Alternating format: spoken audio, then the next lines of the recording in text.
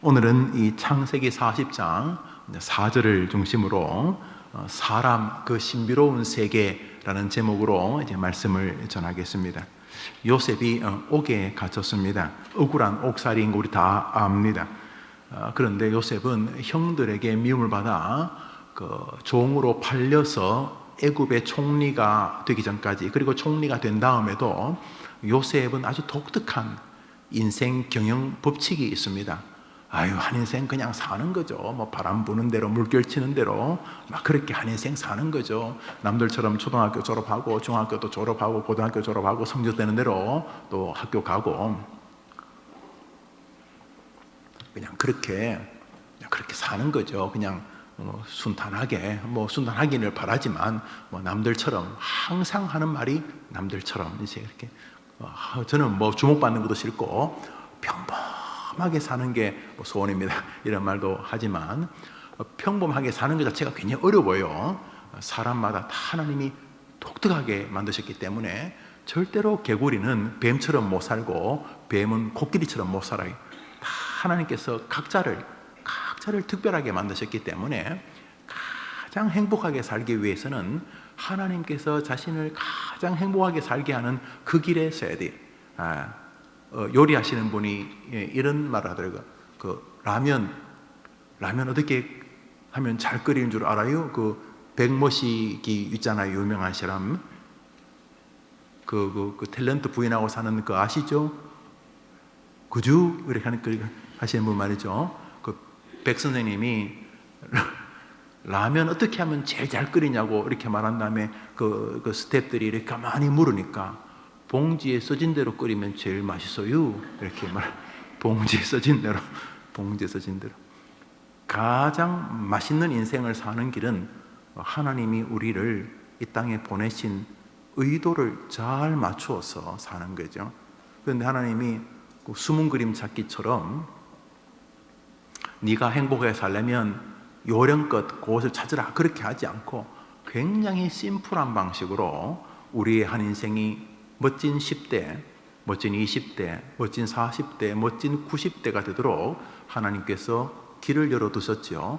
애써 우리가 그 매뉴얼을 피할 뿐이지 조금만 정신을 차리면 아주 쉽도록 라면 어떻게 하면 제일 맛있는 줄 알아요? 봉지에 써진 대로 하시면 제일 맛있어요. 봉지에 물 500 어쩌고 얼마를 넣고 끓일 때 어떻게 그냥 그거 안 어려워요. 이렇게 말하고 그리고 컵에다가 이 정도 하면 그 봉지에서 말하는 500 얼마가 돼요. 이렇게 물을 이렇게 붓는 것을 제가 기억을 합니다.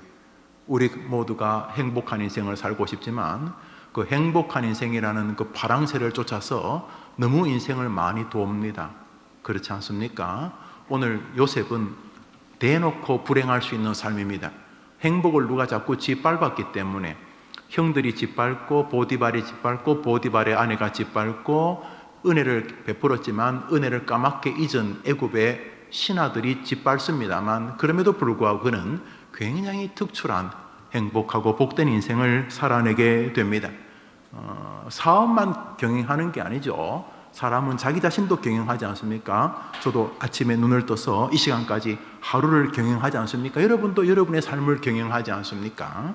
요셉, 아주 그 독특한 인생, 창세기를 기꺼이 요셉의 죽음으로 닫아주실 만큼 하나님이 기념해주는 인물, 창세기 후반부의 주인공, 사실은 영적인 의미로서의 장자의 의미를 가지고 있는 다른 사람들보다 2배나 더 복을 받는 요셉, 그 특이한 인생, 여러분 아시죠? 이스라엘이 12지파입니다. 큰 의미에서는 야곱의 아들 12지파인데 정확히 아닙니다. 지파란 말은 기업과 땅이 있다는 말인데 레위 지파가 땅이 없습니다.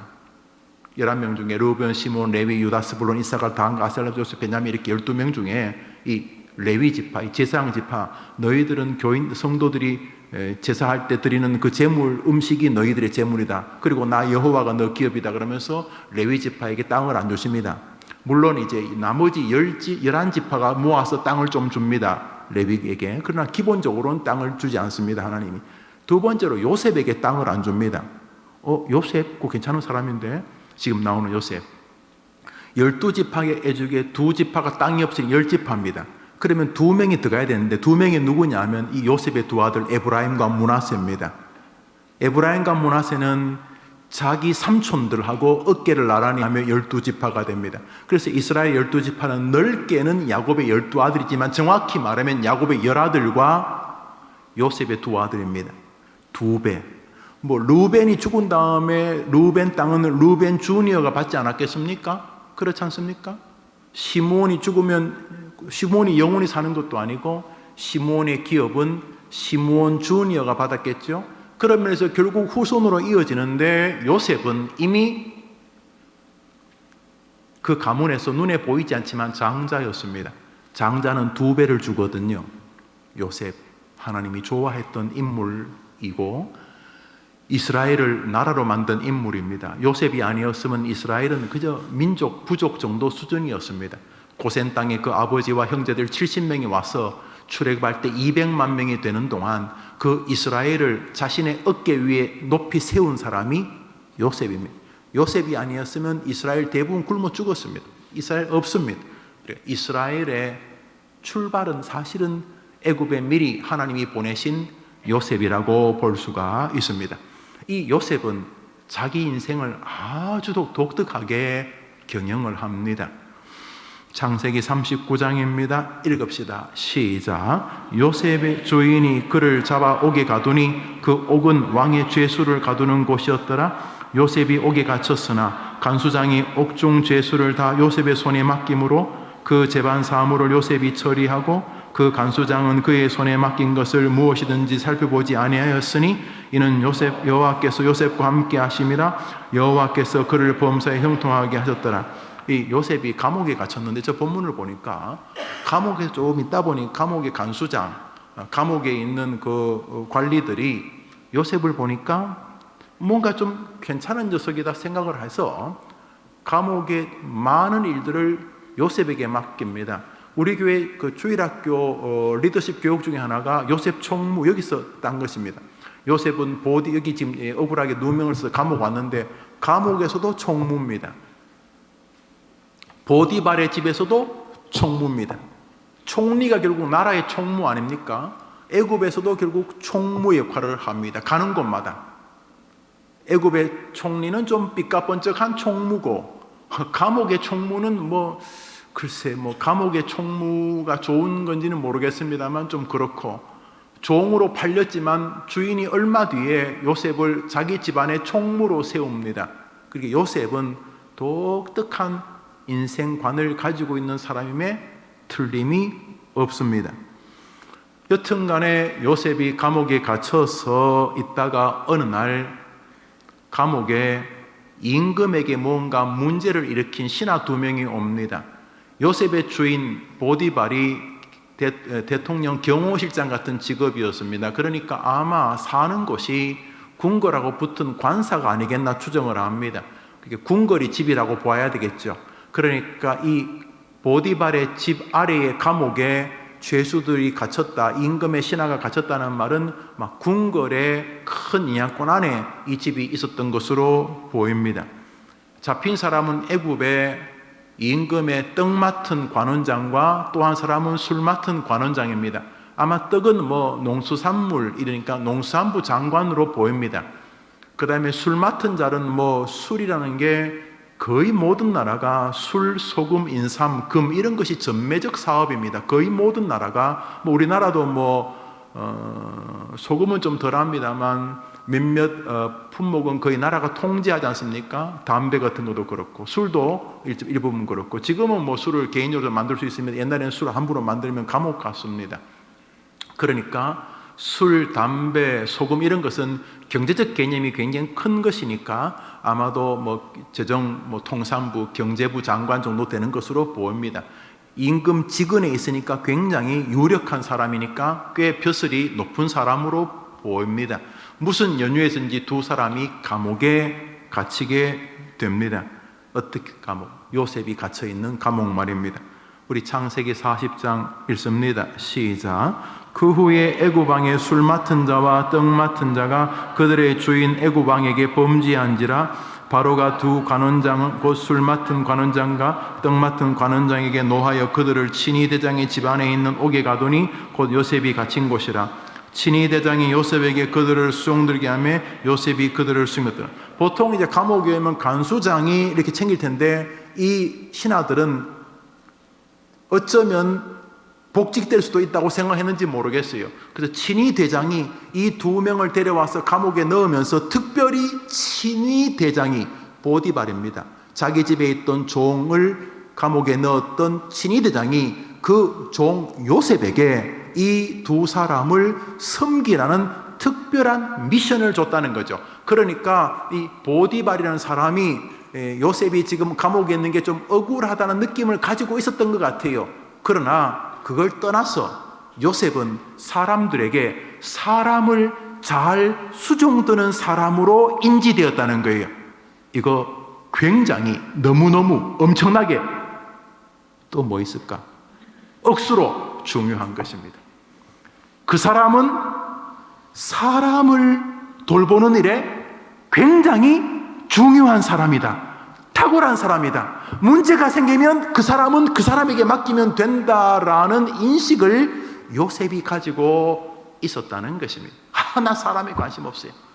세상에서 그 머리에 검은 털 난 짐승은 절대로 키우면 안 돼. 이러지 않고 요셉은 그 주변에 있는 사람들에게 얘는 사람을 잘 돌보는 사람이다 라는 인식을 가진 인생관을 가지고 살았다는 거예요. 여러분, 사람 돌보는 거 세상에서 진짜 힘든 거예요. 사람 한 명 돌보는 것보다 개 100마리 돌보는 게 쉽습니다. 농담이라고요.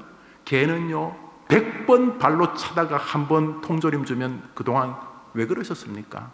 앞으로 잘 지냅시다. 개가 그렇게 말합니다. 우리 다시 한번 시작해 봅시다.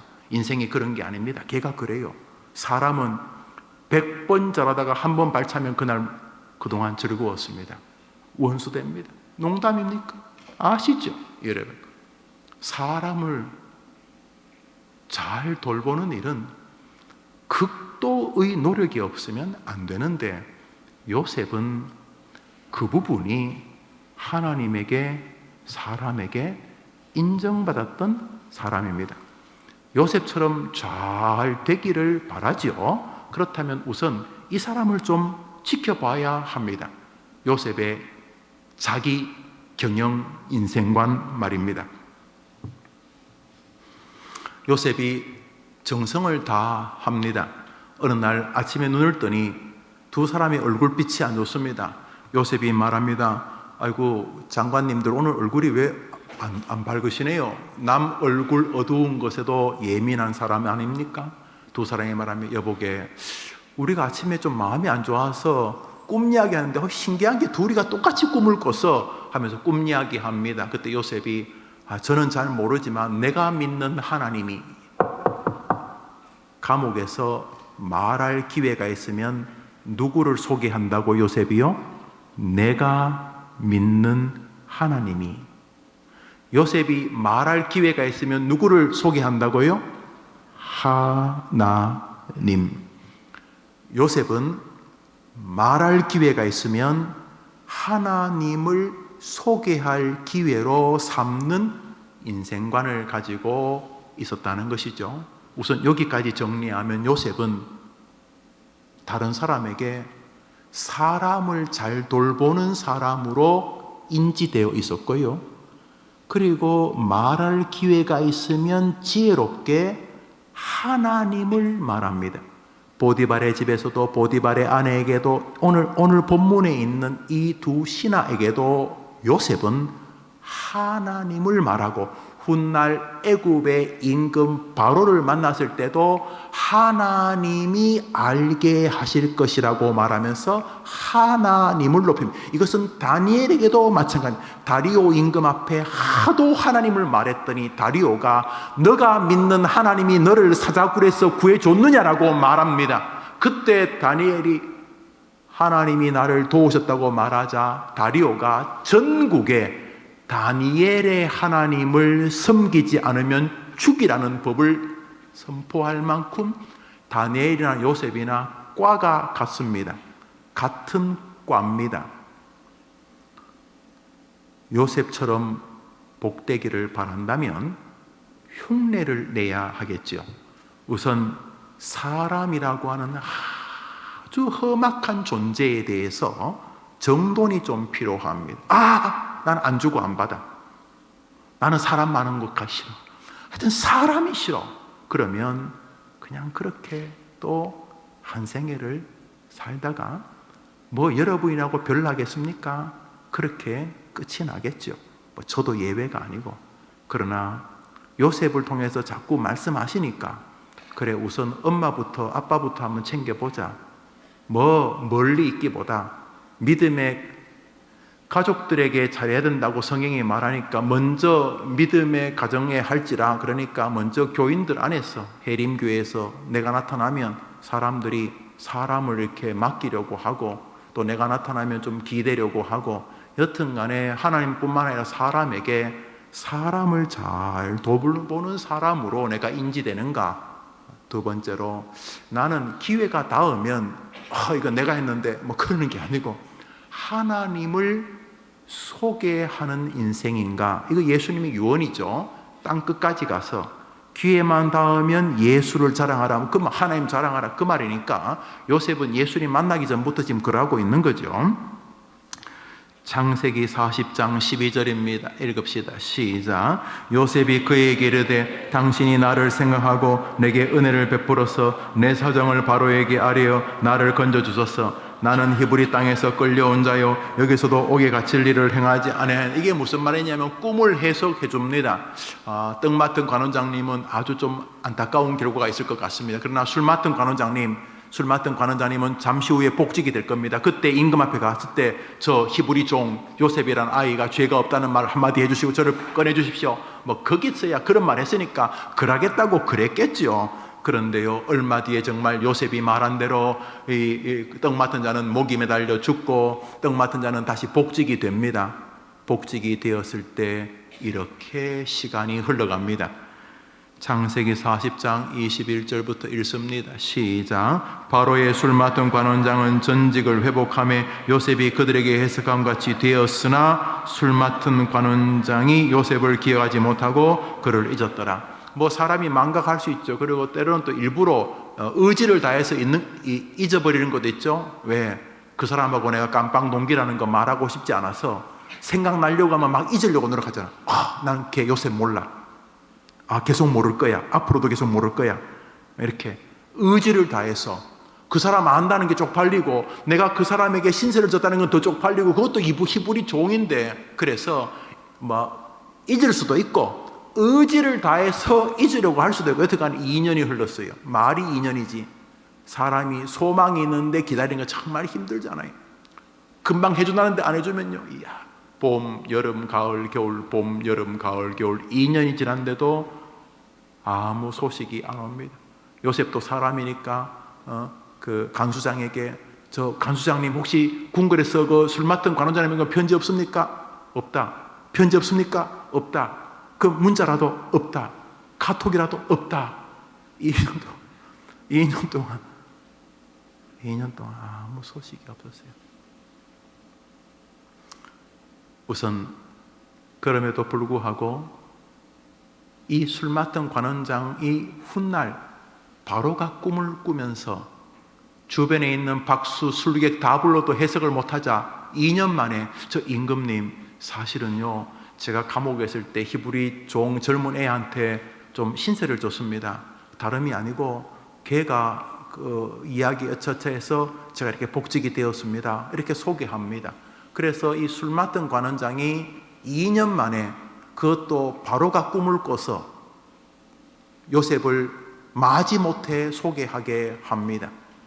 그러니까 오늘 본문에서 사람은 진짜 이 은혜도 모르고 이 은혜를 원수로 갚는 존재들이고 이거 사람은 진짜 화장실 들어갈 때 마음 다르고 나올 때 마음 다른 정말 진짜 이게 진짜 이 개도 주인을 위해서 몸에 물을 묻혀서 불을 꺼준다는데 짐승만도 못하는 게 인간이다 라는 것과 동시에 그럼에도 불구하고 그럼에도 불구하고 결론은 술 맡은 관원장을 통해서 결국 임금을 만난다는 측면에서 인간 이 특이하고도 희한한 세계를 우리가 먼저 인지하게 되는 것입니다.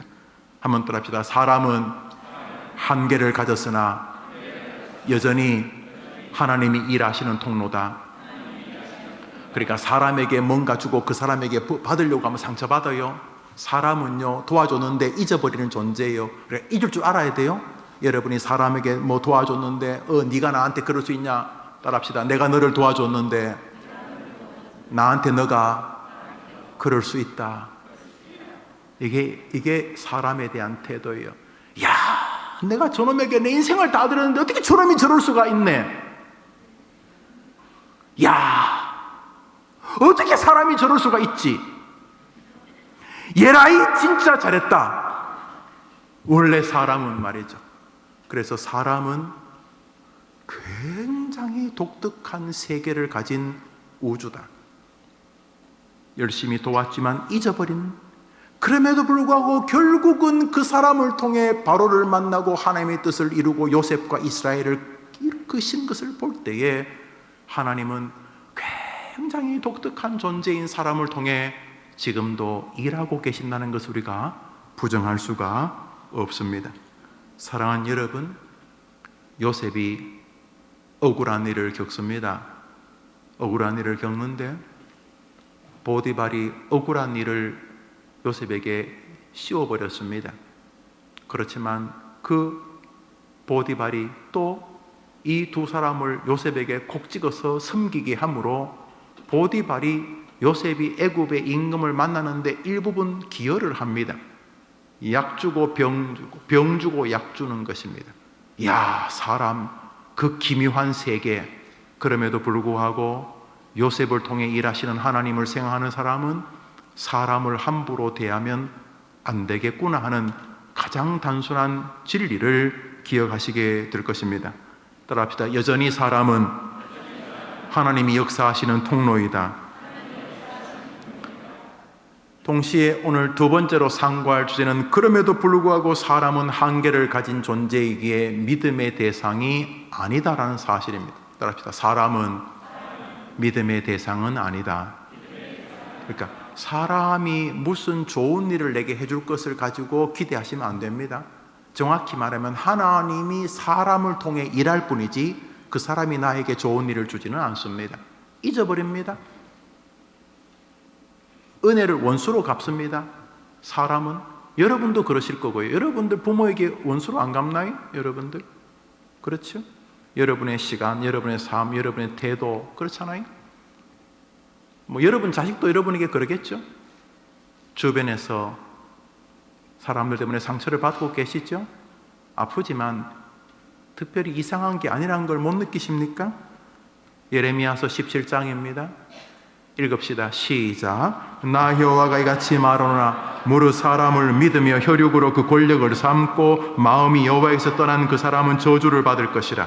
그는 사막의 떨기나무 같아서 좋은 일이 오는 것을 보지 못하고 광야 간주한 것 건거한다. 사람이 거하지 않는 땅에 거하리라.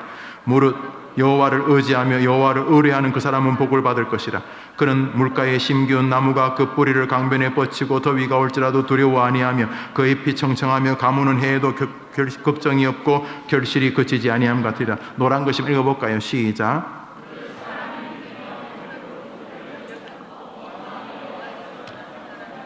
무릇 사람을 믿으며 사람을 가지고 자기 인생의 흥망성쇠가 온다고 믿는 사람은 하나님이 내가 장담한다. 너를 광야 건조한 곳 건건한 땅에 어쩌다가 날아왔는 떨기나무가 비가 올 때 좀 키다가 자다가 곧 비가 마르니까 바짝 뿌리부터 말라 죽는 것처럼 내가 너를 그렇게 만들겠다. 주님이 저주할 것이죠. 무릇 사람을 믿으며 혈육으로 자기의 권세를, 이것은 내가 무릇 하나님을 믿으며 하나님으로 자기의 힘을 삼는 자는 복이 있는데, 그게 아니고 교회에서 막 유력한 사람 오면 막 목사가 막 집사가 막 좋아하고, 별로 유력하지 않으면 막 무시하고, 사람을 사귈 때도 꼭 유력하냐 몰라요. 그 유력한 사람 옆에 있다가 덩달아 목에 밧줄 걸릴지 몰라요. 아직 몰라요. 아직 모르고, 아직 저 빌빌거리는 저 코찔찔이가 조국을 살릴지 몰라. 아직 몰라요. 그런데 인생관이 사람을 하나님의 자리에 올려놓고 무릇 사람을 믿으며 혈육으로 인생에 뭐가 올 것처럼 권력을 삼는 자는 나 여호와가 네게 말한다. 너는 저주를 받을 것이다. 그는 사막의 떨기나무처럼 어쩌다가 바람 타고 왔지만은 그 씨앗이 비가 있을 때 몇 센치 자라다가 바짝 말라 죽은, 저 문학적이잖아요. 아무도 없는 사막의 황량한 인생길. 뭐 열심히 한다고 했는데 이게 뭐지? 이러려고 내가 산 건가? 황량하게 만들겠다고. 저 성경 구절 때문에 무조건 저렇게 됩니다. 사랑하는 여러분, 요셉이 그 술 맡은 관원장에게 부탁하지만 잊어버리잖아요. 2년 잊어버리기도 하고 20년 잊어버리기도 하고 200년 잊어버리기도 하잖아요. 그러므로 사람은 믿음의 대상이 아닙니다. 이게 신비예요.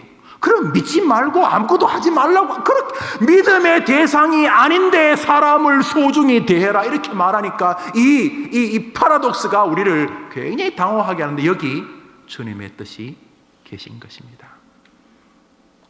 사랑하는 여러분, 우리 청년들이 숙제입니다.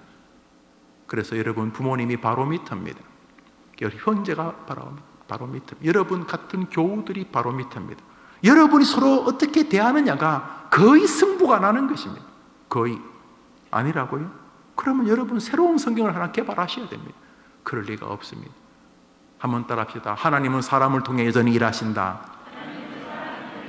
그러니까 여러분은 계속 다른 사람에게 사람을 잘 돌보려고 몸부림치는 사람으로 하나님의 사람이 인정받아야 돼요. 왜냐하면 그 사람을 통해 하나님이 일하실 것이. 근데 그 사람이 여러분을 돕지 않아요. 그 사람을 통해 하나님이 일하시기 때문에 여러분은 그 사람을 도와서 그 사람이 여러분에게 안 좋은 일을 하는 것을 당연히 알아야 돼요.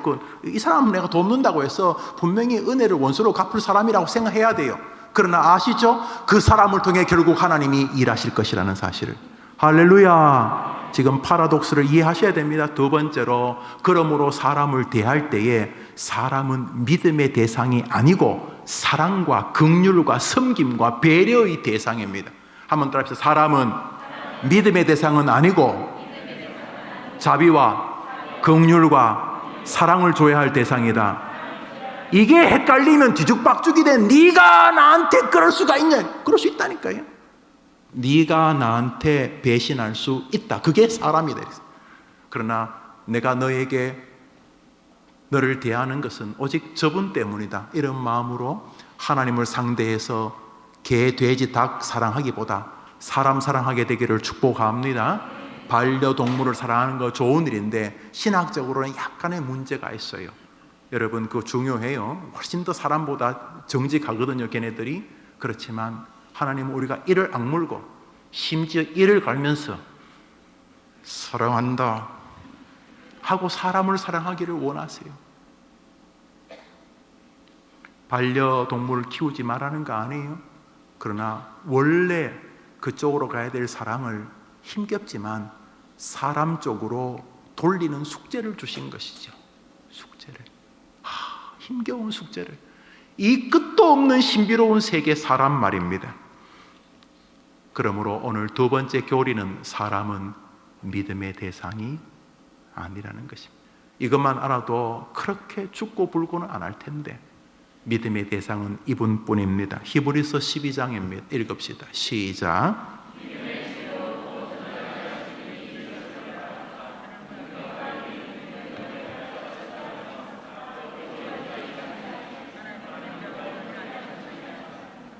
믿음의 주요 우리를 온전케 하시는 분은 우리 주님뿐인 줄 믿습니다. 사람이 믿음의 주가 아니라고요. 사람은 살아가면서 이렇게 불쌍히 여기서, 여러분이 저를 사랑하면 갈수록 저를 의지하기보다 저를 불쌍히 여길 겁니다. 아이고, 제 양반 목사 노릇하기 힘들겠다, 이렇게 말이죠. 여러분이 저를 덜 사랑할수록 저를 계속 믿을 거예요. 그러면 여러분 뒤통수 맞을 거예요. 김영구 목사가 세상에. 그러니까 여러분, 저는 믿음의 대상이 애시당초 아니죠. 여러분도 마찬가지고. 믿음의 주요 온전케 하시는 분은 우리 주님뿐인 줄 믿습니다. 마지막으로, 그럼에도 불구하고 첫 번째 주제로 돌아갈 수밖에 없는 것은, 하나님은 이 땅에서 그 한계와 믿음을 주기 어려운 인간들을 사랑하는 거대한 전쟁에 우리가 서기를 원한다는 사실입니다. 힘겨워요. 죽여버리고 싶거든요. 진짜 죽여버리고 싶거든요. 그런데 하나님 때문에 개, 돼지는 벌써 죽였어요. 수천 마리 벌써 죽였을 거예요. 그래서 사람은 말이죠, 하나님께서 그 역설, 파라독스를 담아두셨기 때문에, 사람은 하나님이 일하시는 통로인데 뭐 저렇게 다 있나, 이게 사람이죠. 그러면 포기하자, 그냥 인간들이 싫다 이래 돼야 되는데, 하나님은 그렇게 하지 않게 하십니다. 끊임없이 사람을 향하여 내가 할 수 있는 모든 신앙, 인내, 덕, 절제, 위로, 용기, 긍휼, 자비, 배려, 이런 것들을 바로 그 사람에게 쏟기를 원하시는 거죠. 대표적인 인물이 다윗입니다. 죽여버리고 싶은 인간이 있었습니다. 사무엘상 24장을 읽겠습니다. 읽읍시다. 시작.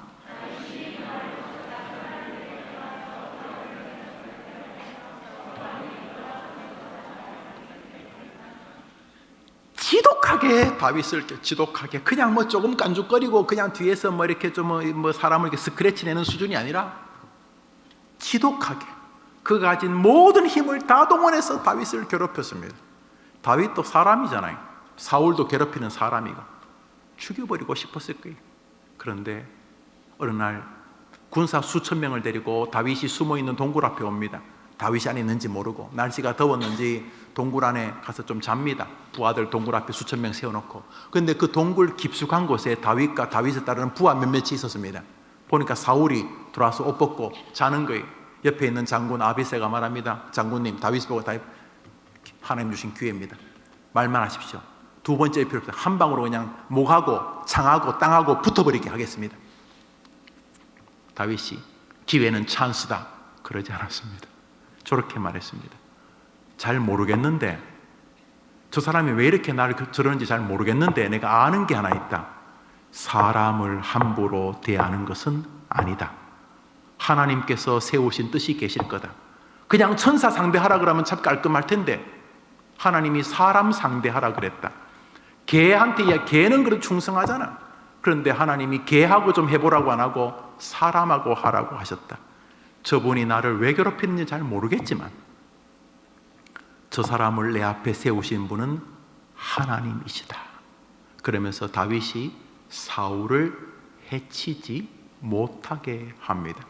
이게 이제 여러분과 저의 남은 숙제입니다. 그리고 여기에 여러분을 통해 일하고 싶은 하나님의 계획이 있습니다. 그 사람을 그렇게 대하는 동안, 이야, 내가 하나님 때문에 또 이렇게 대하는구나 하면서 하나님이 원하는 신앙의 수준으로 나아가게 하시려는 주님의 의도 안에 우리가 있기 때문인 것입니다.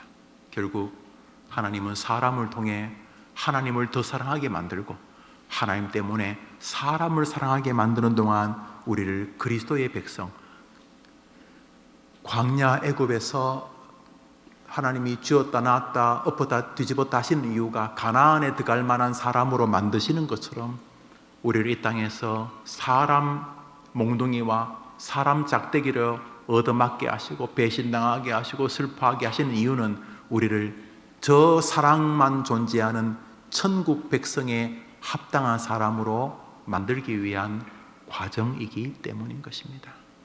여러분, 사람을 정돈해 보십시오. 그렇게 사람에게 말하면 안 됩니다.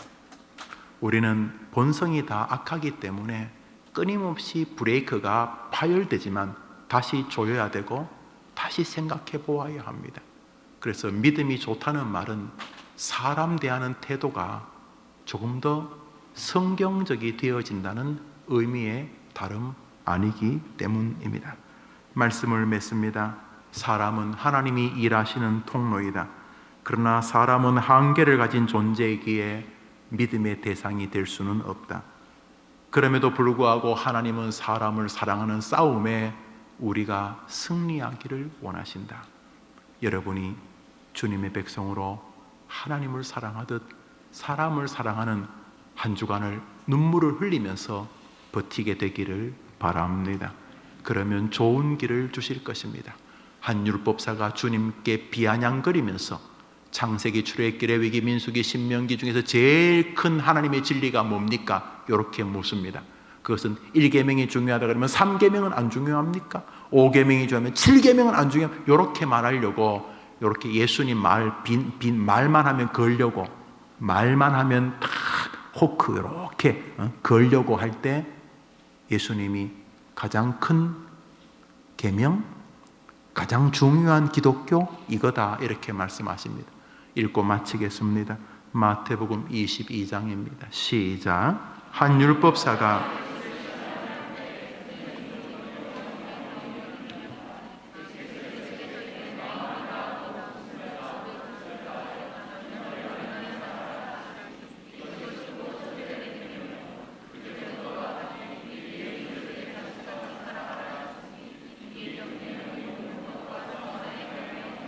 정교한 성경의 메시지가 이해되시리라 생각을 합니다. 제일 큰 계명요, 하나님 때문에 사람 사랑하는 것입니다.